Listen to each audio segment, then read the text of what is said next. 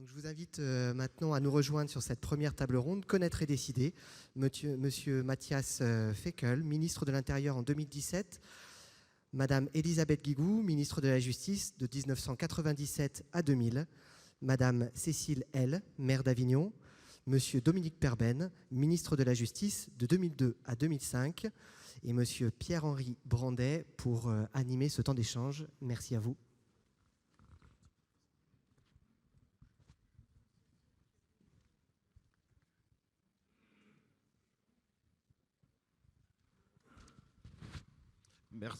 Merci beaucoup pour cette introduction de la première table ronde qui va nous permettre dans quelques instants de revoir quelques images de l'ENA et de plonger de l'INA, pardon, pas de l'ENA, des images de l'INA. On va plonger un petit peu dans le passé, un passé qui est récent, avec des thématiques qui sont, elles, évidemment toujours d'actualité, qui nous permettront de mettre en perspective ce que vous allez évidemment nous dire ensuite, mesdames et messieurs, pour parler de cette table ronde, connaître et décider comment dans notre société, il y a 30 ans et aujourd'hui, et encore demain, eh bien, les menaces et les risques sécuritaires sont-ils identifiés? Comment le politique a suffisamment d'éléments qui lui remontent? Comment tient-il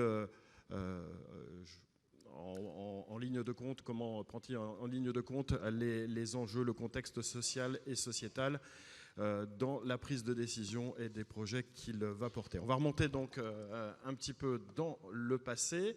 Nous sommes le 23 mars 1999. C'est un extrait du journal télévisé de France 2 et ça vous concerne particulièrement Madame Guigou puisque c'est un sujet que vous portiez à l'époque.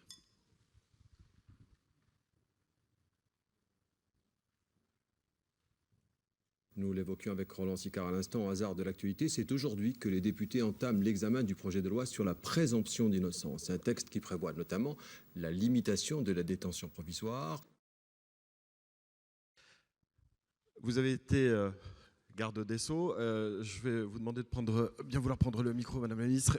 Quand vous revoyez ces images quelques années après, quels commentaires vous faites par rapport à cette réforme très importante que vous avez portée et comment est-ce que vous pourriez apporter quelques commentaires justement sur ce reportage? Bon, et ça marche. Tous déjà. Donc, non, mais je pense que ça reste évidemment d'actualité. Je suis très fière d'avoir porté cette réforme. Peut-être avant de vous répondre, je voudrais moi aussi dire merci à Pierre Joxe d'avoir créé cet institut. Et souligner que, parce qu'on a besoin de prendre du recul, hein, on a besoin de lieux comme ça qui rassemblent des acteurs différents pour réfléchir à ces missions complémentaires, mais qui ne doivent pas être confondues, de la police et de la justice, et, donc, et puis surtout d'y associer d'autres acteurs que les acteurs de la justice et de la police, évidemment, des forces de l'ordre. Des experts, des chercheurs, des universitaires, etc. Puis, je voudrais surtout dire que Pierre Joxe est un de ces trop rares ministres de l'Intérieur qui ont toujours respecté la justice, toujours. Et il l'a montré dans ses différentes responsabilités de ministre de l'Intérieur, de ministre de la Défense, naturellement membre du Conseil constitutionnel, et plus récemment encore ici même dans cette Assemblée, pour défendre les droits des enfants mineurs. Hein. Voilà, donc c'est un grand privilège qu'il soit présent. Merci beaucoup, cher Pierre. Alors, moi, cette loi, d'abord, elle s'appelle « Loi sur la présomption d'innocence et les droits des victimes ». Je tiens beaucoup à ce titre, qui n'est pas qu'un titre, parce que tout le titre 2 de la loi, c'est les droits des victimes. Et je le rappelle aujourd'hui parce que comme cette loi a été caricaturée, malheureusement, dans le débat public, il est très important que les chercheurs et professionnels qui sont ici reviennent sur la réalité des choses. Je vais simplement rappeler, mais Cécile, elle, s'en rappellera aussi certainement, que lors de la campagne des élections présidentielles de 2002, il s'est trouvé des responsables politique et malheureusement aussi professionnelle pour affirmer que la présomption d'innocence était l'impunité pour le criminel. Voilà. Donc ça montre, si vous voulez, qu'on est au cœur de débats cruciaux qui deviennent de temps en temps otages du débat politicien et victimes d'alternance, alors qu'il devrait y avoir, dans ce domaine-là, plus encore que dans d'autres, une pérennité, une permanence des ajustements, des modifications, des réformes sûrement, mais pas en caricaturant ce qui a été fait. Chacun a peut-être en mémoire ici l'image à la télévision de ce vieil homme qui avait été agressé et dont on a prétendu qu'il était victime de la loi sur la présomption d'innocence. Voilà. Alors, la présomption d'innocence, comment est-ce qu'on est arrivé à ces décisions? D'abord, avec la constatation qu'il fallait revenir aux fondamentaux. L'article 9 de la Déclaration des droits de l'homme, aucune personne, tout le monde la connaît ici, ne peut être reconnue coupable avant d'avoir été jugée. C'est quelque chose de très simple, c'est un des fondamentaux de la République, de même que les articles de la Constitution sur l'institution judiciaire. Et puis il y avait une deuxième raison, c'est qu'on avait assisté à une inflation des détentions provisoires qui encombrait d'ailleurs les prisons. Je me souviens du cas, nous avions été condamnés d'ailleurs par la Cour européenne des droits de l'homme, d'une personne qui était restée 6 ans en détention provisoire, qu'il était encore. Alors c'était un litige commercial, je ne sais pas, il avait dû faire faillite, sans doute se livrer à des fraudes. Bon. Et personne ne lui avait jamais rendu visite. Alors voilà où on en était. Donc c'était l'idée que la détention provisoire devait être justifiée et que donc il fallait ce double regard. Et puis enfin, que s'il y avait détention, que ce soit provisoire ou naturellement après condamnation, il fallait bien entendu que ce fût dans des conditions de dignité. Voilà. Alors il y avait évidemment des protections sur la garde à vue, donc ça a été un long cheminement, et c'est une loi surtout qui a été complétée et enrichie par le débat parlementaire, puisque nous avons, une fois que j'ai eu l'assurance d'avoir les moyens de ce que je proposais au Parlement, nous avons aussi fait voter la libération conditionnelle et d'ailleurs donner cette responsabilité à des magistrats et non plus aux politiques. Moi, j'ai eu par exemple à décider, avant que cette loi ne soit adoptée, promulguée, de la question de savoir s'il fallait libérer Patrick Henry, assassin d'enfants. Naturellement, avec Christian Vigourou qui dirigeait mon cabinet, nous nous sommes entourés de toutes sortes d'avis. Et ils étaient très contradictoires. Et je me suis dit à ce moment-là, qui suis-je pour décider de ça? Quel archaïsme! Alors, j'ai décidé, c'était ma prérogative, c'était pas celle du Premier ministre. Moi, je veux dire, il n'y avait personne d'autre à l'époque. J'ai décidé de ne pas libérer Patrick Henry. Bon, c'est avéré après qu'il avait replongé d'ailleurs. Il a été libéré par un magistrat après la loi. Donc, il y a des décisions à prendre, et on voit dans cet exemple que l'indépendance de la justice, la décision judiciaire en toute indépendance, c'est une protection de la société. Depuis, il n'y a plus de controverse, d'ailleurs, sur ces libérations, ou très peu, alors qu'auparavant, ça faisait l'objet, encore une fois, c'était pris en otage par les débats politiciens. Je veux surtout dire que, puisque vous avez mentionné cette loi, qu'il ne faut surtout pas réduire les questions de sécurité au pénal. Moi, je me suis occupée de la sécurité des enfants dans les familles, par exemple. Bon. Donc,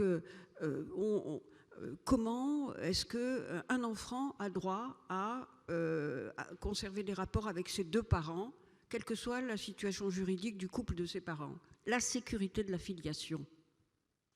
La sécurité des enfants ou des femmes dans les familles face aux violences familiales, encore plus, je dirais, aux violences sexuelles.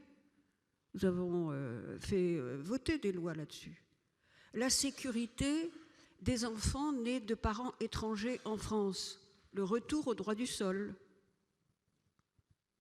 Retour au droit du sol. Un enfant né en France de parents étrangers a le droit d'être français sans démarche particulière, à la condition qu'il ait été élevé, évidemment, en France pendant un certain nombre d'années.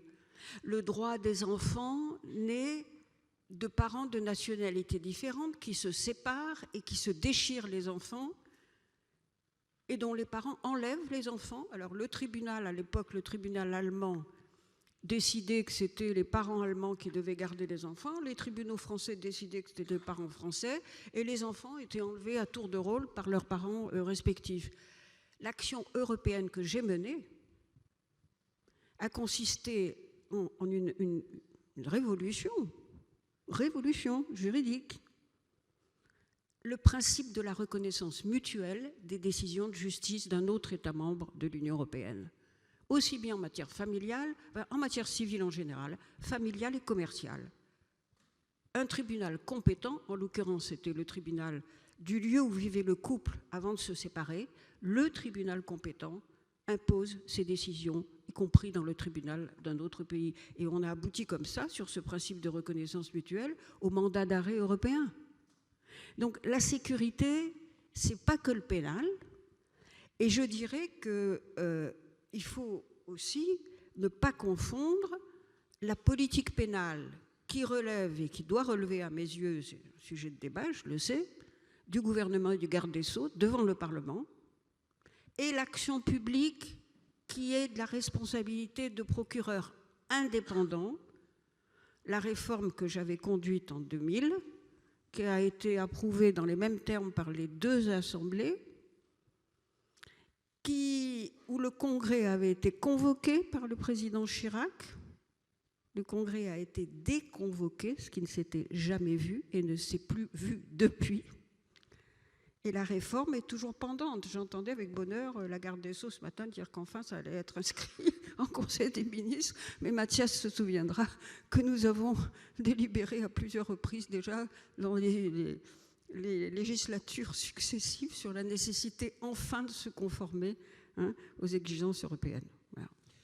Gardez le micro, Madame la Ministre. Je voudrais revenir sur un aspect important de ce que vous avez dit, sur la prise de décision, sur la manière dont vous êtes entouré à ce moment-là. Et vous avez pris l'exemple de la grâce pour Patrick Henry, du fait que, évidemment, cette décision vous revenait entièrement et qu'on se sent seul.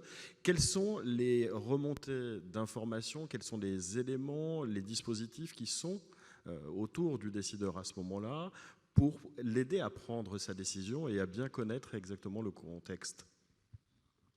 Il y a l'administration, la justice, toutes ces magnifiques directions avec évidemment des personnalités extrêmement compétentes. Mais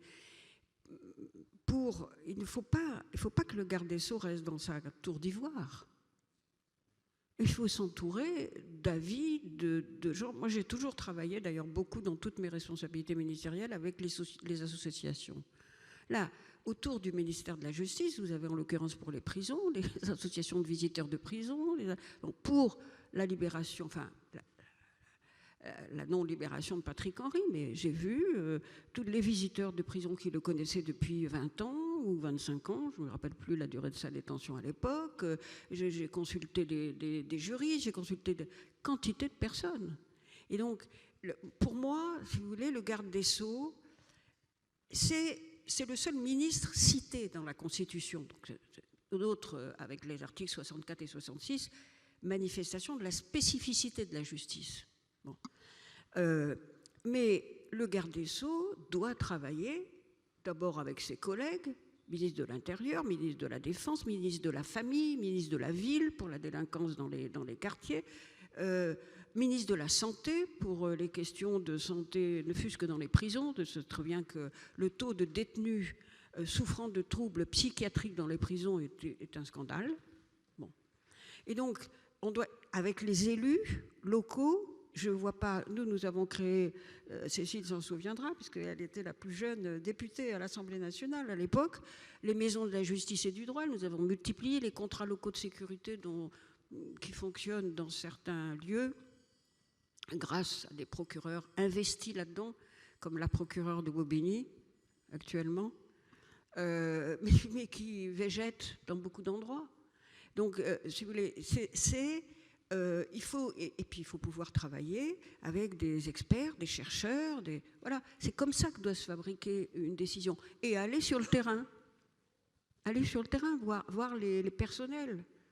Alors, de plus en plus, ça se fait de plus en plus, tant mieux, mais on ne peut pas prendre de bonnes décisions en restant fermé. Et je dois dire que, de surcroît, le garde des Sceaux, il faut une certaine solennité, mais le garde des Sceaux doit prendre position sur des sujets de société. Avec précaution, c'est toujours complexe. Et puis le garde des Sceaux a besoin d'être soutenu dans le gouvernement. Voilà. Moi, j'ai eu l'immense bonheur d'avoir été soutenu par Lionel Jospin dans les arbitrages interministériels, pas seulement sur les moyens, mais sur les questions de principe. Et je suis persuadée, je reste persuadée, que pour que la République fonctionne bien, pour que cet équilibre délicat, mouvant entre sécurité et liberté fonctionne, c'est un des critères fondamentaux de la démocratie, eh bien, il faut que le garde des Sceaux et le ministre et le ministère de la Justice soient forts dans le gouvernement et dans l'État. Merci beaucoup, Madame, pour ces propos. Cécile L., vous êtes maire d'Avignon, vous avez été députée, conseillère régionale également. L'ancrage dans le réel et la réalité du terrain, ce sont évidemment des facteurs déterminants pour prendre des décisions qui soient des décisions justes. Je pense qu'effectivement, quand on est élu local, on est au contact quotidien avec les concitoyens et la sécurité reste l'une des préoccupations majeures des habitants, avec y compris des revendications au droit à la sécurité pour tous. Et donc ça, je pense que c'est aussi important de l'avoir en tête, c'est-à-dire que cette demande, elle est formulée aussi bien par l'habitant du centre-ville que par l'habitant des quartiers populaires. Et donc, pour moi, il y a un vrai enjeu à pouvoir y répondre, puisque c'est le principe d'égalité aussi qui est fondateur de notre République, et sur lequel parfois on peut s'interroger en termes d'action concrète, est-ce qu'il n'y a pas des défaillances à répondre effectivement de manière égalitaire et équitable à cet enjeu de sécurité. Donc nous les maires, on essaye d'assumer notre part de responsabilité, notamment à travers des moyens qui peuvent être mis en place. Moi, quand je suis arrivée à la tête de la mairie d'Avignon, c'est une ville d'à peu près un peu moins de 100 000 habitants qui est dotée d'une police municipale avec à peu près 110 policiers municipaux, qui est aussi très dotée en caméras de vidéosurveillance, puisqu'on a à peu près un peu plus de 140 caméras déployées à l'échelle de la ville. Et donc, quand on fait des ratios par habitant, c'est une ville qui est bien dotée du point de vue de ses moyens. Mais à côté de ça, moi, je suis là en tant que maire pour dire que la sécurité, elle doit rester compétence régalienne. Et les maires ont besoin aujourd'hui d'avoir une police nationale aussi et des forces de sécurité publique nationales qui doivent être en accompagnement par rapport à ces enjeux, et y compris sur le terrain. Et je pense que c'est là-dessus, à mon avis, qu'il y a une nécessité aujourd'hui à ce que les élus locaux puissent se faire entendre, parce que les orientations des dernières décennies ont eu des conséquences très concrètes après en termes de présence ou pas d'effectifs sur le terrain, et pour répondre justement aux attentes de nos concitoyens. Sachant, comme le disait Mme Guigou, que la sécurité n'est pas uniquement l'affaire des forces de l'ordre, l'affaire de la justice, et que c'est un spectre beaucoup plus large qui concourt à faire en sorte qu'on assure de plus en plus de sécurité à nos concitoyens. le fait d'être élu local, c'est effectivement de permettre d'appréhender ces enjeux dans la proximité. Et donc, nous, pour ce qui nous concerne sur Avignon, par exemple, on a évidemment souhaité développer aussi toute une politique en matière de prévention à travers des outils comme le CLSPD, où on partage en plus du partenariat à la fois avec les représentants de la justice et les représentants de la sécurité publique. Mais c'est vrai aussi que dans une ville, tout ne relève pas de faits d'insécurité. Il y a aussi tout ce qui relève de faits d'incivilité, et il y a aussi tout ce qui peut être anticipé, c'est-à-dire le fait qu'il ne se produit pas. Et donc, d'où l'importance, effectivement, de développer des politiques en matière de prévention, d'action sociale et d'accompagnement à la jeunesse, notamment. Et donc, pour moi, les réponses, elles sont effectivement multiples, mais elles doivent rester partenariales et chacun assumant sa responsabilité. Je pense qu'il y a un vrai danger à vouloir faire assumer aux élus locaux et notamment aux maires ces seuls enjeux-là. Or, souvent, le concitoyen, comme c'est avec l'élu local et notamment le maire qu'il est en contact, ben, automatiquement, c'est au maire qu'il va dire « mais comment ça se fait, je vois jamais personne sur le terrain », etc. etc. Donc, nous, par exemple, sur un territoire comme Avignon, on a essayé vraiment de renforcer ce partenariat, notamment avec l'État, via le préfet, via la direction départementale de la sécurité publique, et y compris aussi parce qu'on est une ville où il y a un événement majeur, donc avec d'autres enjeux aussi à ce moment-là de sécurité. Évidemment, j'évoque le Festival d'Avignon. Quel rapport vous avez avec la prise de décision? On en parlait il y a quelques instants avec Madame la Ministre, mais quel rapport vous avez avec la prise de décision que vous exercez en tant que maire, mais que vous avez aussi exercé en tant que parlementaire, conseiller régional, à donc des niveaux très différents. Avec le recul aujourd'hui, l'expérience des années, quel rapport vous avez avec la prise de décision? C'est une question qui est compliquée, mais moi, si je suis allée au bout de... Ça fait à peu près 20 ans que j'ai eu effectivement des fonctions électives. Et moi, si je suis allée sur un mandat local, c'est que vraiment, j'avais envie d'être dans l'action concrète pour pouvoir essayer de voir quelles étaient les solutions qui pouvaient être apportées. Et notamment parce que quand vous êtes maire, c'est vraiment le mandat de l'action. Et puis vous pouvez pas vous défausser. Vous avez vos habitants en face de vous qui sont dans des attentes. Et moi, je trouve que c'est ça qui est intéressant aussi dans l'expérience que j'ai d'avoir eu différents mandats. C'est de m'avoir permis de voir ce qu'il était possible quand on est effectivement parlementaire ici à l'Assemblée nationale, mais en étant confronté à la réalité d'une ville de 100 000 habitants, problématique de ses habitants. Je rappelle qu'Avignon, parce qu'on n'en a pas forcément toujours conscience, c'est une ville où il y a quand même 30% de ménages pauvres. Il y a à peu près un habitant sur 3 qui vit dans les quartiers politiques de la ville. Donc il y a des vrais enjeux, effectivement, en termes de jeunesse. Et de sécurité. Alors je le dis à l'attention de la régie, on va passer la 3e vidéo qui va nous faire aller en Seine-et-Marne, puisque vous parliez des problématiques de sécurité locale. On va partir en Seine-et-Marne. C'était en 99. Tout à l'heure, c'est un reportage de Dominique Verdeillan qui sera là cet après-midi. 99, le JT de France 2. Nous sommes le 28 janvier, donc quelques mois avant le reportage qu'on a vu tout à l'heure. Reportage à Meaux en Seine-et-Marne. Il nous a semblé également intéressant de confronter sur le terrain les mesures du gouvernement et les actions menées dans 2 communes. Voilà pour ce témoignage qui est aussi un clin d'œil qui nous remet dans le contexte. C'était il y a 20 ans, c'était hier, avec des problématiques qui sont toujours d'actualité. Vous en parliez également. Matthias Fekl, vous avez été ministre de l'Intérieur, mais vous avez été aussi élu local, député. Vous êtes toujours conseiller régional en Nouvelle-Aquitaine. L'ancrage du terrain, du réel, pour pouvoir prendre des décisions adaptées, porter des décisions qui sont conformes aux attentes de nos concitoyens. Il y a 2 éléments de réponse là-dessus. D'abord, quand on arrive en tant qu'élu local, et moi j'ai commencé comme ça, je trouve que la première chose qui est frappante, c'est qu'on est assez démuni en réalité au début face aux problématiques de sécurité. On arrive, on est élu, on est enthousiaste, on a réfléchi aux différents problèmes, mais très vite, on est confronté à une multiplicité d'intervenants dans le domaine, à des contrats locaux de sécurité qui souvent... dépendent vraiment des personnes qui les animent, on va dire ça comme ça. Quand ça fonctionne, c'est formidable et ça change tout En réalité, non pas parce que ça règle d'un coup de baguette magique l'ensemble des problèmes, mais parce que ça permet de construire des solutions globales.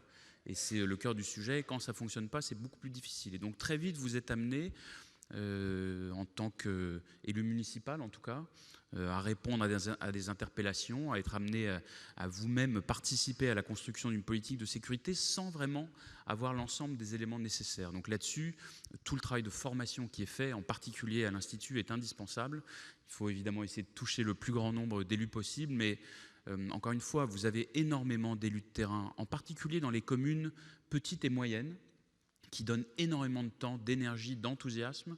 Et plus vous les munirez d'outils, d'instruments d'analyse, d'éléments de comparaison, à la fois sur ce qui se fait dans d'autres communes, mais aussi dans d'autres pays, mieux ce sera. Ça, c'est le premier élément de réponse. Le deuxième élément de réponse, c'est ce qu'apporte ce regard de terrain quand vous êtes en situation de décision et quand vous êtes au gouvernement. Et moi, je sais que ça m'a énormément apporté. J'avais beaucoup réfléchi à ces problématiques, à la fois à travers le prisme de terrain, alors qui est très empirique, mais enfin, c'est quand même là qu'on voit, Madame la maire, l'ensemble des difficultés, et y compris des incompréhensions qui existent. Et c'est ce qui vous fait la corde de rappel, c'est ce qui vous permet en permanence de savoir que même quand vous prenez des décisions structurantes, elles ont ensuite un impact sur le terrain et elles doivent être appliquées. Et le mieux est souvent l'ennemi du bien dans ces matières-là. C'est-à-dire qu'il faut être exactement lucide sur les moyens dont disposent les équipes de terrain, que ce soit dans les mairies, que ce soit dans les préfectures, et ce qui peut être demandé et ce qui ne peut pas être demandé. Parce que rien n'est pire que de demander aux équipes des choses qu'elles ne peuvent pas fournir, faute de moyens, faute d'outils nécessaires et adaptés. Quand vous faites ça, vous mettez les équipes en situation d'échec, donc d'extrême tension. Et ça se répercute ensuite. Voilà, sur l'aspect terrain, peut-être deux angles d'analyse. Merci beaucoup, Monsieur le Ministre. Alors, vous avez parlé effectivement de la nécessité de cet ancrage, en tout cas, qui est nécessaire pour comprendre. Un contexte aussi qui est important à prendre en compte, et on va parler du contexte général, puisque ça influe évidemment énormément sur la prise de décision politique, au niveau local mais au niveau national. Et pour l'illustrer, on va là revenir dans les années 2002, à l'issue de l'élection présidentielle. Et avec vous, Monsieur le Ministre, on parlera de ce contexte qui était un contexte particulier dans lequel vous avez mené un certain nombre de réformes. Vous avez été donc ministre de la Justice après des passages dans d'autres ministères. Le JT ce soir, c'est le JT du soir, pardon, de Arte, et nous sommes le 25 juillet 2002, et ça vous concerne, Monsieur Perben.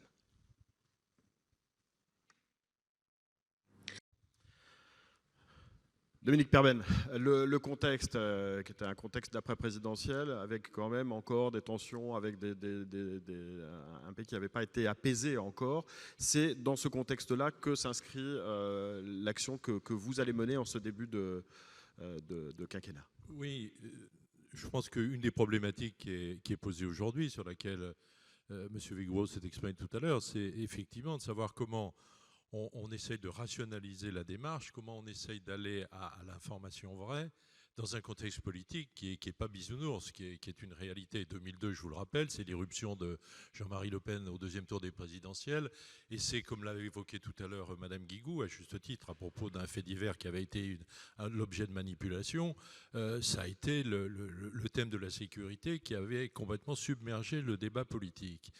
Donc, à partir de là, la situation du décideur politique, elle est assez complexe. C'est-à-dire qu'on ne peut pas faire abstraction du débat politique, autrement, que veut dire le mot démocratie, mais en même temps, il faut essayer de revenir au rationnel. Il faut essayer de revenir à des choses modérées.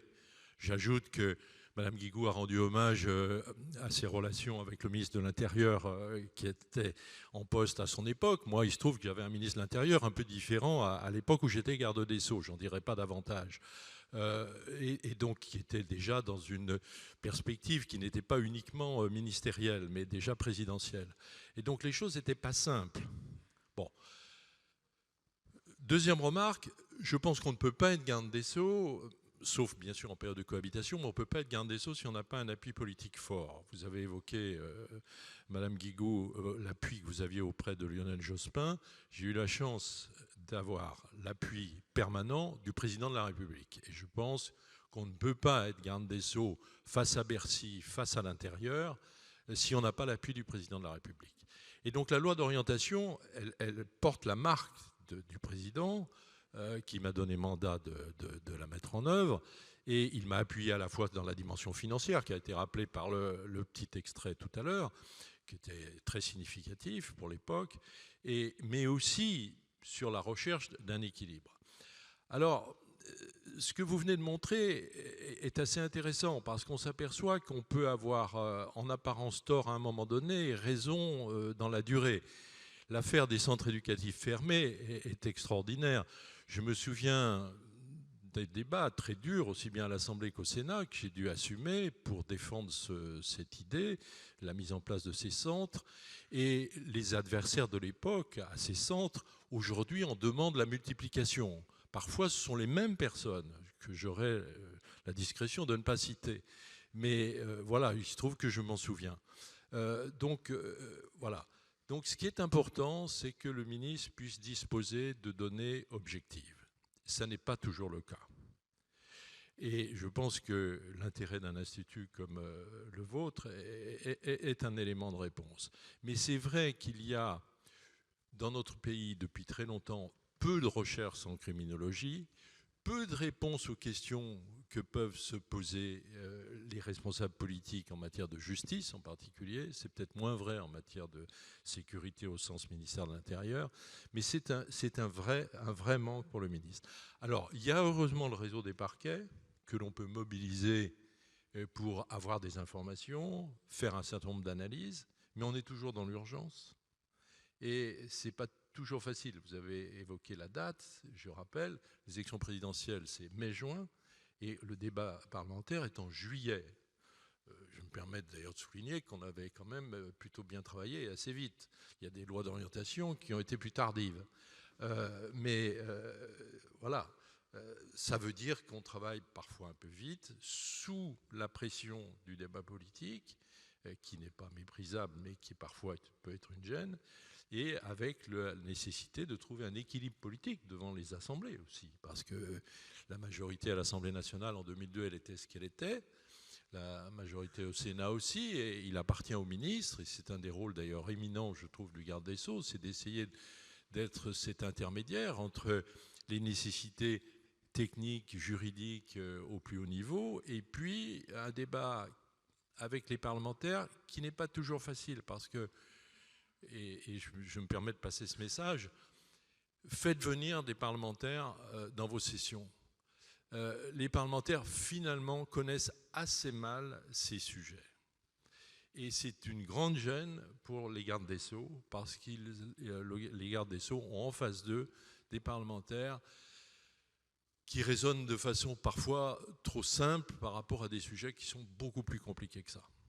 Et ça peut être l'intérêt d'un institut comme le vôtre. Alors vous disiez que vous aviez eu le soutien de Jacques Chirac, président, alors le plein soutien, mais vous aviez aussi la pression en même temps du même Jacques Chirac. Ah oui, c'est normal, un président il veut que ça fonctionne et il veut que ça avance. Et en particulier sur les juges de proximité, qui était une idée du président et qui, dans la durée, ça n'a pas marché. Bon, ça serait intéressant d'ailleurs d'analyser pourquoi. Au fond, l'institution a été rejetée. Enfin, le juge de proximité a été rejeté par l'institution au bout d'une vingtaine d'années. Peut-être avions-nous mal calibré les choses. Je pense que c'était une ouverture intéressante de la magistrature sur le monde extérieur pour traiter un certain nombre de délits du quotidien que les maires connaissent bien et qui sont parfois, à juste raison, pas considérés comme des problèmes prioritaires. Sur les prisons, le président de la République était extrêmement exigeant. Il était extrêmement choqué par l'état des prisons, par la surpopulation et par le mauvais état du système pénitentiaire. C'est la raison pour laquelle il a soutenu les propositions que j'avais faites à l'époque. Et aussi, ce qui était très important, la séparation enfin véritable des mineurs dans le système pénitentiaire. Puisque bien sûr, j'ai mis en place les centres éducatifs fermés qui ont permis de diminuer la population des mineurs en prison. qui étaient en CEF, mais enfin les CEF, c'est pas la même chose que les prisons. Et surtout, on a mis en place les établissements spécialisés avec la présence de l'éducation nationale et de la PJJ dans des établissements qui étaient distincts des adultes. Et ça, c'est vraiment, je dirais, c'est grâce aux arbitrages du président que j'ai pu les obtenir. Concrètement, comment est-ce que vous avez procédé pour mener ce travail de préparation des lois? Comment est-ce que vous avez procédé? Vous disiez on manque d'un certain nombre d'informations. Comment est-ce que vous, concrètement, vous avez fait? Si vous voulez, il y a eu deux... Je vais prendre les deux exemples. Bon, la première, la loi d'orientation dont parle le journal télévisé, je l'ai évoqué, il a fallu aller très vite et c'était dans un contexte politique extrêmement contraignant. La loi sur la criminalité organisée, que certains appellent PERBEN 2, nous avons travaillé très différemment. Et je voudrais donner quelques éléments, parce que là, on avait plus de temps, on était sur un sujet moins passionnel. Il s'agissait de quoi? Il s'agissait de faire face à l'internationalisation de la criminalité, au développement à l'époque d'un certain nombre de mafias, en particulier du fait de la déstabilisation des pays de l'Est européen. Et donc, à l'évidence, notre système judiciaire et policier n'était pas armé pour faire face à cette délinquance, enfermée dans des frontières, avec parfois des personnels aussi bien magistrats que policiers pas suffisamment formés, préparés à ce type de délinquance, etc. Et une procédure pénale qui était un peu en décalage par rapport aux moyens extrêmement sophistiqués, très modernes, dont disposait cette criminalité. Donc une espèce d'inégalité des armes entre les criminels et puis la justice et la police. Et donc on a procédé à un certain nombre de réflexions. Les parquets ont fait remonter les informations dont ils disposaient. Et j'ai personnellement, avec un très petit nombre de collaborateurs, auditionné de manière très approfondie un certain nombre de grands policiers et de grands juges d'instruction pour leur demander ce dont ils avaient besoin pour mieux faire leur travail. Et là, je pense qu'il faut que le politique aille lui-même dans le détail des choses et qu'il écoute lui-même les professionnels qui sont vraiment sur le terrain. Et par ailleurs, j'ai également consulté un certain nombre de confrères, de collègues étrangers. En particulier, je me souviens d'avoir interrogé mon collègue britannique. J'avais été marqué au cours de mes études par l'idée que la Grande-Bretagne, c'est évidemment le pays des droits de l'homme et de la protection des libertés individuelles. Et lorsque j'ai demandé à mon collègue Blanquette ce qu'il pensait des systèmes de sonorisation de domicile et de lieu de travail, enfin, qui était un des sujets difficiles sur le plan de la procédure pénale, il m'a regardé d'un air un peu étonné, et je ne comprenais pas pourquoi, c'était peut-être mon mauvais anglais, je ne sais pas, et en fait j'ai compris, il m'a dit mais ça on le fait depuis longtemps en Grande-Bretagne. Donc ça m'a un petit peu rassuré. Cela dit, tout ça a été mis sous le contrôle des juges du siège, bien entendu. Mais par cet exemple, je veux dire qu'il n'est pas inintéressant de s'informer de ce qui se passe dans les autres pays démocratiques comparables aux nôtres. Là, ce n'est pas toujours le réflexe français d'aller voir ce qui se passe à l'extérieur. Donc, une remontée d'informations, vraiment interroger les professionnels dans le détail et en les écoutant vraiment. Et puis, regarder ce qui se passe à l'extérieur, je pense que c'est très utile. Et ce texte, au fond, a peu vieilli parce que, je crois, on avait fait ce travail d'investigation, la création des GIRS, etc. Toutes choses qui ont, je crois, donné des moyens efficaces à la justice et à la police et à la gendarmerie. Alors, on a parlé du contexte, évidemment, le contexte politique. On parlait de la période post-élection pour illustrer vos propos. Il y a aussi la pression médiatique qui est un élément à prendre en compte et qui, de plus en plus, évidemment, ces dernières années, on n'est pas forcément prêt d'inverser cette tendance-là, conditionne aussi un certain nombre de réflexes ou d'attitudes sur la prise de décision. Comment est-ce qu'on vit aussi ce paramètre-là et comment on vit avec ce paramètre-là? C'est très difficile et je suis admiratif de nos successeurs parce que je dirais que moi, je vivais encore dans les années 2002-2005 au rythme du journal télévisé, des radios du matin, pour l'essentiel, et de la presse écrite qui, elle, a plus de recul, aujourd'hui, nos successeurs y vivent dans l'instantanéité des réseaux sociaux.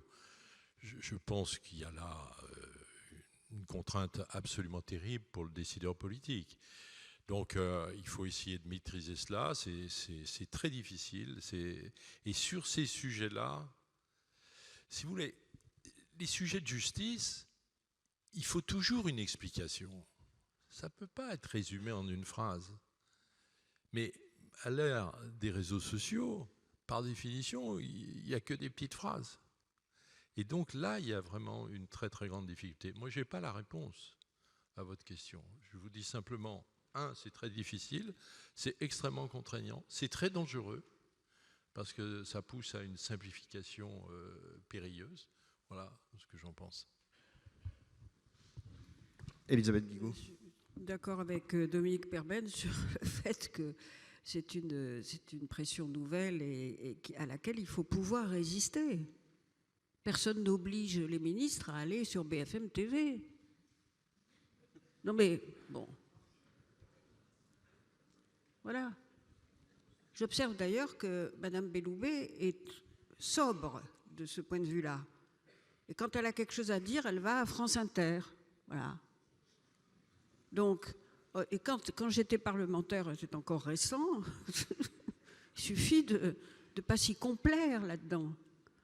Alors, j'ajoute que c'est là que le rôle de votre institut peut être fondamental. Parce que quand même, il y a de plus en plus une réflexion dans les médias sur le sens de leur propre métier. Bon. Et donc, de plus en plus, les médias, y compris les chaînes d'information continue, font appel à des experts. Alors, ces experts, quelquefois, leur sélection est contestable, ou paraît peu aléatoire. Mais vous êtes un vivier, là, formidable. Alors, par exemple, vous évoquiez, et Dominique Perben le faisait aussi, les centres éducatifs fermés. Là, il y a vraiment matière à s'interroger sur l'utilisation des mots par rapport à la réalité. Moi, quand j'étais garde des Sceaux, j'ai résisté en interministériel dans des réunions d'arbitrage avec le Premier ministre sur l'utilisation de ce mot « fermé ». Et je l'ai fait comment et pourquoi ? En disant oui, il faut que nous ayons pour ces jeunes délinquants récidivistes qui sont très durs, des centres dans lesquels on a des méthodes éducatives extrêmement strictes et même contraignantes. 3 adultes pour un jeune, on ne confond pas le jour et la nuit, on se lève à 6 heures du matin, on fait des travaux physiques qui épuisent, on montre que c'est dur de travailler, il y a de la discipline, il y a des moyens. Mais il n'y a pas des miradors et des gardiens qui peuvent tirer, comme dans les prisons, s'il y a évasion. Il est clair qu'au début, quand on est dans un centre éducatif renforcé, comme on les appelait, nous, eh bien, oui, si le jeune s'évade, il va en prison et il est averti. Donc là, il y a tout, vous comprenez, tout. Ça, c'est un travail de fond, de chercheurs, de parlementaires, de voilà, mettre les mots justes sur la réalité. Parce que les centres qui existent aujourd'hui, enfin, moi, je ne sais pas, c'est les mêmes qu'auparavant, avec des moyens renforcés. On les appelle fermés. Bon, ça fait plaisir. Je veux dire aussi autre chose par rapport à la pression médiatique. Il faut faire comprendre aux médias que de plus en plus, la criminalité s'internationalise et qu'on ne peut pas s'intéresser simplement à la lutte contre la criminalité dans un cadre national. Voilà. Les menaces, on dit les menaces se transforment. Bon, il y a 20 ans, le terrorisme existait déjà, la délinquance financière aussi, sauf qu'elle s'amplifie. Elle s'amplifie parce qu'il y a cette internationalisation amplifiée par les nouvelles technologies. La cybercriminalité explose. Et elle explosera encore plus avec la 5G.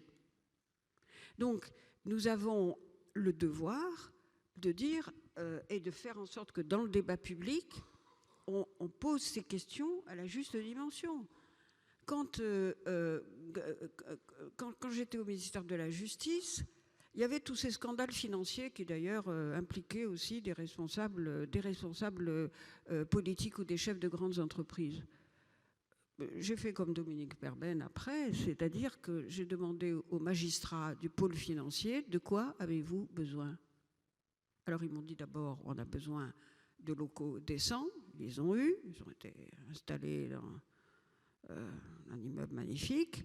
On a besoin d'ordinateurs, on a besoin de pouvoir travailler avec nos collègues étrangers, nous avons besoin de pouvoir avoir des réponses à nos commissions rogatoires, nous avons besoin d'une transformation du droit européen et international. Et si nous avons maintenant, par exemple, dans la lutte contre les paradis fiscaux, autre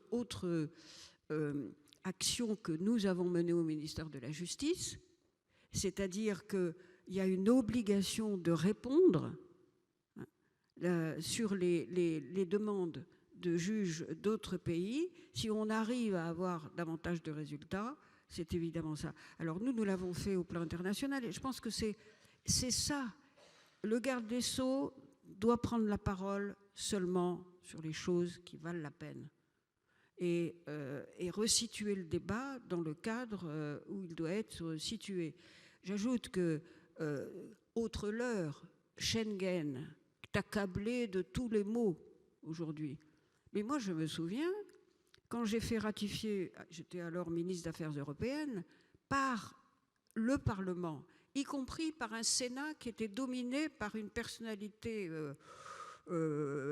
explosive qui était Charles Pasqua. J'ai fait accepter par M. Pasqua qu'il y avait une logique à supprimer les frontières intérieures entre pays membres de l'Union européenne, mais à contrôler les frontières extérieures. Ben, M. Pasqua, il a accepté qu'il y ait un droit de suite, des policiers dans un autre pays, parce que jusque-là, jusqu'à Schengen, les criminels franchissaient les frontières allègrement, sans aucune espèce d'obstacle, parce qu'ils trouvent toujours les moyens de contourner, mais les policiers et les juges, ils étaient arrêtés aux frontières. Voilà. Alors, on a la responsabilité à mettre dans le débat public, chaque fois qu'on le peut, ce genre de choses, et pas à se disperser sur des commentaires d'ailleurs absolument sans intérêt, sur l'écume des choses. On a bien retenu. BFM, non. France Inter, oui. Alors le problème, c'est que votre voisin avec qui j'ai travaillé, Mme Guigou, a fait BFM, mais je vous rassure, il est aussi allé sur Inter. Et plus souvent sur Inter. Il adorait aller sur France Inter. Mathias Fekl, la pression médiatique, vous avez vécu notamment l'attentat sur les Champs-Élysées qui a coûté la vie à Xavier Jugelé, avec une pression médiatique énorme, immédiate, et on y reviendra parce qu'elle touche en tout point du territoire, évidemment à Paris, mais de manière immédiate aussi, et on en parlera avec Cécile, ça touche également les territoires, la province. Nous étions ensemble ce soir-là, dans cette tragique soirée sur les Champs-Élysées. Et une des questions qui se pose immédiatement, c'est à quel moment, d'abord, faut-il parler? Bien sûr que oui, dans un cas pareil. Et à quel moment? Il y a deux manières de faire, et je ne juge aucune des deux. La première, c'est de parler très vite et d'être à ce moment-là dans l'émotion, avec très peu d'informations. Vous vous souvenez que ce soir-là, nous n'avions au début que peu d'informations, notamment sur la présence éventuelle d'autres terroristes dans le périmètre, et donc sur le risque d'autres attentats ou même de surattentats. Puis il y a la deuxième option qui est d'abord de rassembler les informations, qui est ensuite d'aller voir les proches, d'aller voir les équipes et de parler ensuite. Et c'est cette option-là que nous avions retenue ce soir-là. Et d'une manière générale, dans la brève période de ma mission de ministre de l'Intérieur, qui consistait essentiellement à tenir la maison durant l'élection présidentielle, avec beaucoup de choses qui se sont passées, cet attentat, la crise en Guyane, la lutte antiterroriste, qui était une préoccupation permanente, bien sûr, du ministre de l'Intérieur, le désarmement d'ETA, la fermeture de mosquées salafistes, l'expulsion de Hani Ramadan, prêcheur antisémite, misogyne, homophobe, etc., etc. Bref, à chaque étape, nous nous sommes demandé s'il fallait parler, quand il fallait parler et comment il fallait le faire. Et Ma conviction là-dessus, qui rejoint celle que vient de formuler Elisabeth Guigou, il ne faut parler que de l'essentiel et il ne faut dire que des choses dont on est certain. Et le moindre mot approximatif ou mal choisi ou malheureux, ce qui peut tout à fait arriver quand vous êtes du matin au soir dans les mauvaises nouvelles, les nouvelles tragiques, l'angoisse, le stress, des choses dont vous ne savez pas si elles vont finalement exploser ou pas, eh bien, le moindre mot qui n'est pas le bon mot dans notre belle langue française a des conséquences politiques, parce qu'il donne lieu soit à des polémiques, soit à des procès en insincérité, soit en des soupçons de manipulation. Et donc là-dessus, il faut vraiment être extrêmement prudent et ferme. Il ne s'agit pas de se cacher, bien au contraire, mais de parler à bon escient. Et d'une certaine façon, on pourrait dire que plus l'information va vite, plus il faut, non pas prendre son temps, ça malheureusement ça n'existe plus, mais en tout cas essayer de faire redescendre la pression, y compris dans la manière dont on s'exprime. Et plus l'époque est folle, plus il faut essayer de revenir, Dominique Perben le disait aussi tout à l'heure, à du rationnel et à des choses qui sont sûres, qui sont intelligibles et qui sont compréhensibles. Alors c'est très compliqué. C'est compliqué quand vous êtes en poste, c'est assez compliqué aussi après. Moi j'ai refusé des dizaines de demandes consistant à me transformer en inspecteur des travaux finis pour expliquer pendant la crise des Gilets jaunes comment il fallait faire. Et donc d'être sur les plateaux d'un certain nombre de médias pour dire il suffisait de faire ci, il n'y avait qu'à faire ça, etc. Quand votre pays traverse un moment aussi compliqué avec des mobilisations inédites, etc., il me semble, en tout cas c'est mon point de vue personnel, que ce n'est pas la peine d'en rajouter, de jeter de l'huile sur le feu, et d'une manière générale, ne pas s'exprimer sur ses successeurs me semble là-dessus de bonne conduite. Je voudrais ajouter un mot qui n'est pas sur ce thème-là, mais qui est sur de la prospective et qui, me semble-t-il, pourrait intéresser les travaux de votre institut que je salue, Madame la directrice, Monsieur le Président du Conseil scientifique, toutes vos équipes, et bien sûr son fondateur Pierre Jox, que je remercie même s'il s'est momentanément absenté, mais vous lui répéterez. Tout en sachant que ma mission à Beauvau serait bref, il a pris le temps à ce moment-là de venir me voir et de m'éclairer de ses conseils, de sa hauteur de vue. J'ai beaucoup d'admiration pour ce qu'il a fait quand il était à ce poste, pour ce qu'il fait maintenant. Et je pense qu'assez peu de personnes dans sa situation font, c'est-à-dire sans vanter, défendre les plus faibles. Mais il m'avait donné 2 conseils qui étaient convergents et qui me semblent tout à fait en phase avec ce que vous faites à l'Institut. C'est d'une part, évidemment, d'être à fond sur le terrain, en permanence, en contact avec les équipes, voir le plus de monde possible, et échanger, écouter énormément, et ensuite croiser les approches et croiser les avis. Et c'est peut-être ce qui est le plus important à ce poste-là, où vous êtes en permanence dans l'urgence, où vous êtes en permanence en train de vous demander si tel microphénomène qui a été détecté par les services va devenir quelque chose aux effets tragiques ou non. Où dans la journée, vous avez une vingtaine, trentaine de situations où il faut anticiper cela. C'est de prendre ce recul-là et donc de croiser les analyses. Avoir les analyses, bien sûr, internes au ministère, elles sont remarquables, avec des équipes d'une très grande qualité et d'un très très grand professionnalisme vraiment impressionnant. Et ce n'est pas pour rien qu'on est au cœur de l'État et au cœur de la République dans cette maison. Mais avoir aussi les regards extérieurs de spécialistes des différents sujets. Et la sécurité, c'est une politique globale. Le ministère de l'Intérieur ne peut pas se contenter simplement de venir à la fin pour essayer d'éponger au maximum les dégâts d'une société qui ne fonctionne pas. Si vous n'avez pas en amont cette construction commune, avec les élus, avec les associations, même avec les entreprises, avec tous ceux qui font la force d'un pays, ça ne peut pas fonctionner. Et là-dessus, je pense qu'il est, je le dis vraiment avec beaucoup de modestie et sans du tout dire il faut faire ça, mais je pense que dans la construction à la fois des regards globaux, comme vous le faites nous à l'Institut, on peut progresser sur la connexion de tout ce que vous faites sur la décision politique, y compris au jour le jour, sur les éclairages qui sont ô combien précieux quand vous êtes encore une fois du matin au soir absorbé dans les urgences, les crises et les drames, et aussi dans l'intégration de toutes les politiques publiques dans la construction d'une politique de sécurité.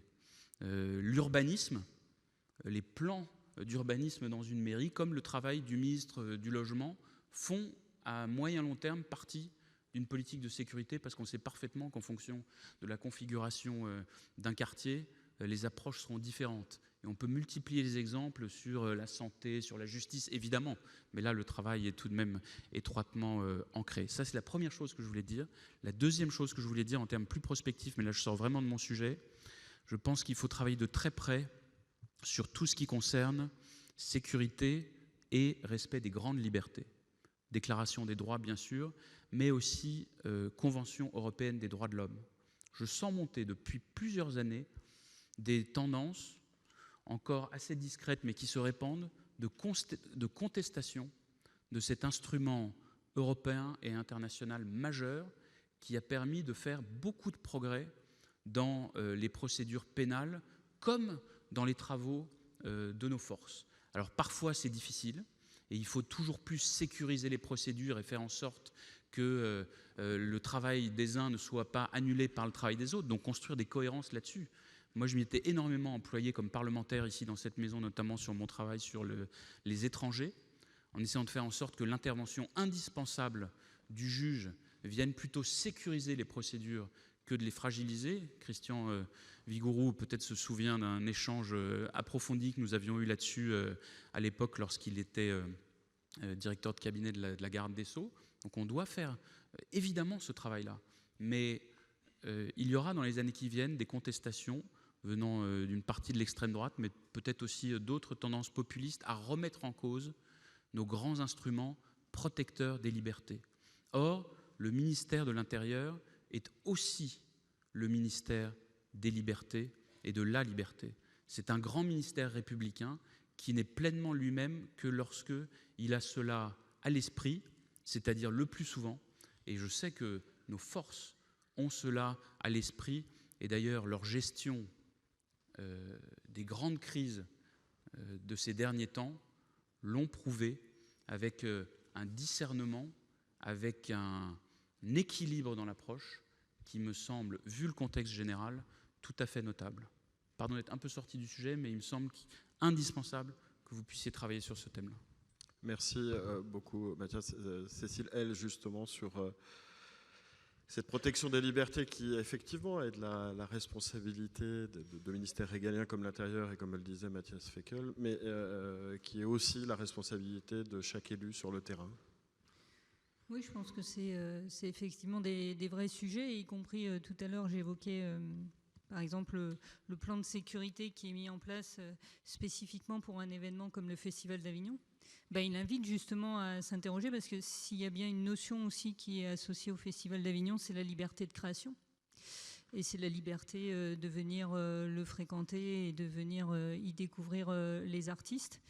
Et donc, nous, quand on a lancé cette réflexion, y compris à nouveau étroitement avec les services de la préfecture de Vaucluse, on a vraiment essayé justement de définir un plan qui tienne compte, en fait, des enjeux de sécurité qui se passent dans le cadre d'une grande manifestation comme celle-là, avec près de 1 million de visiteurs sur 3 semaines, 4 semaines, concentrés principalement dans le centre-ville d'Avignon, donc sur, on va dire, 3% de la superficie communale, plus de 100 lieux de représentation, donc à la fois avec des enjeux de sécurité dans l'espace public, mais évidemment dans ces lieux culturels, mais tout en permettant aux festivaliers qui vient à Avignon pour apprécier ce temps artistique et culturel exceptionnel, de ne pas se rendre compte finalement de ce dispositif qui est mis en place pour assurer ces enjeux de sécurité. Et donc, enfin, pour moi, c'est effectivement du coup des sujets qui me parlent et qui lancent encore plus haut le défi du coup pour imaginer des dispositifs qui permettent ce juste équilibre. Merci beaucoup. C'est quand le Festival d'Avignon? Il commence quand exactement? On fasse un peu de promo pour le Festival d'Avignon. Non, je veux absolument pas une place. C'est à partir du 6 juillet jusqu'au 23 juillet pour le IN et jusqu'au 29 pour le OFF, puisque la caractéristique du festival, c'est à la fois évidemment les représentations du IN et notamment dans la cour d'honneur, mais aussi tout un tas de spectacles, plus de 1000 aujourd'hui qui sont proposés dans le cadre du Festival Off, et avec en plus une dimension de plus en plus internationale. Donc c'est une ouverture sur le monde qui me paraît important. Je voulais juste dire par rapport à la pression médiatique et des réseaux sociaux, mais ça va corroborer ce qui a été dit par les ministres précédemment. Je pense effectivement que c'est important quand on est en poste de responsabilité, quel que soit l'échelon finalement auquel on agit, de pouvoir se protéger et s'abstraire en fait de cette pression-là, parce que je pense que l'action de l'élu, elle n'est éclairée que si elle se fait en sérénité. Et à force, enfin si vous êtes trop soumis à cette pression-là, vous pouvez perdre cette sérénité et cette clairvoyance qui, moi, m'apparaît aujourd'hui essentielle. Mais c'est un vrai sujet, parce que je pense qu'on y est tous soumis, y compris sur les médias locaux, par exemple. Enfin, moi, j'ai tendance aussi à ne pas réagir dans l'instant, mais à prendre le temps de la réaction, à essayer de maîtriser aussi cette réaction. Donc, du coup, moi, je fonctionne aussi beaucoup par communiqué de presse plutôt que par interview, parce que je sais ce que j'écris dans le communiqué de presse et je sais ce que veulent dire chaque mot, et que si j'emploie tel mot plutôt qu'un autre, ben oui, c'est porteur de sens. Mais du coup, après, ça nécessite aussi parfois des explications avec les médias, dont on le sait, pour certains d'entre eux, en tout cas, qui sont dans une autre attente, qui sont dans une attente de la petite phrase, dans une attente de la communication de l'instant, de la communication sensationnelle, ce qui ne fait pas toujours bon ménage avec l'action publique et l'action politique. Merci beaucoup, madame. On va prendre quelques questions. S'il y en a dans la salle, n'hésitez pas à lever le doigt ou à interpeller l'un ou l'une des participants à cette table ronde riche et complète. Je crois qu'il y a... Non, il n'y a pas de questions. Fausse alerte. Si, madame, je vais vous demander de bien vouloir vous lever et vous présenter, s'il vous plaît, madame. Bonjour, je m'appelle Nadège Jacques, je suis donc à l'INESJ, par ailleurs journaliste. C'est à madame Guigou, enfin ça peut s'adresser à chacun d'entre vous. Tout à l'heure, vous avez... Est-ce que le micro bien proche de la... Voilà, s'il vous plaît. Pardon. Alors, tout à l'heure, madame Guigou, vous avez dit « personne ne peut être déclaré coupable avant d'avoir été jugé », ce qui tombe sous le sens, enfin, pour tout le monde en tous les cas. Est-ce que vous ne croyez pas que les réseaux sociaux sont en train de bafouer cette belle déclaration actuellement? Et qu'est-ce qu'on peut faire pour limiter la possibilité pour les réseaux sociaux, justement, de mettre à bas ce beau principe?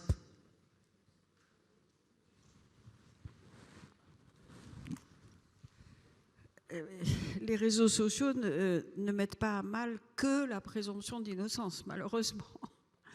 Donc c'est tout un débat évidemment très difficile de savoir comment peut-on contrôler sur les réseaux sociaux le respect de la loi, tout simplement. Sans bien entendu brider la liberté d'expression. Bon. Moi, je n'ai pas de réponse simple à ça, hein. Nous avons des mécanismes qu'il faut profondément revoir d'ailleurs, parce que les réseaux sociaux, c'est là aussi international. Nous savons aujourd'hui que nous avons maintenant des réseaux sociaux qui défient les États, c'est-à-dire pas simplement un État particulier ou une loi particulière ou une législation particulière. Me semble que le patron de Facebook a dit publiquement, d'ailleurs, qu'il y avait des choses récemment, non, bon, voilà, je ne conformerai pas à certaines règles, voilà, que ce qu'il avait mis en place suffisait. Et donc, il faut... je crois que c'est un des exemples les plus significatifs du fait qu'il faut absolument que dans la mondialisation de tous les échanges et dans la mondialisation et l'internationalisation de la délinquance et du crime, il faut absolument trouver des mécanismes et des dispositifs de contrôle internationaux. Et là, franchement, vous avez, Madame la directrice, vraiment très très bien situé les travaux de votre institut, mais internationalisez vos recherches et vos débats le plus possible. C'est devenu absolument indispensable. Voilà, donc j'ai pas de réponse aujourd'hui à votre question. On ne sait pas comment faire. Nous avions, nous, des outils, hein, la CNIL, la loi informatique et liberté, tout ça, j'en parlais encore récemment. Le Quai d'Orsay vient de désigner d'ailleurs un ambassadeur sur le numérique qui s'occupe au premier chef de ces questions.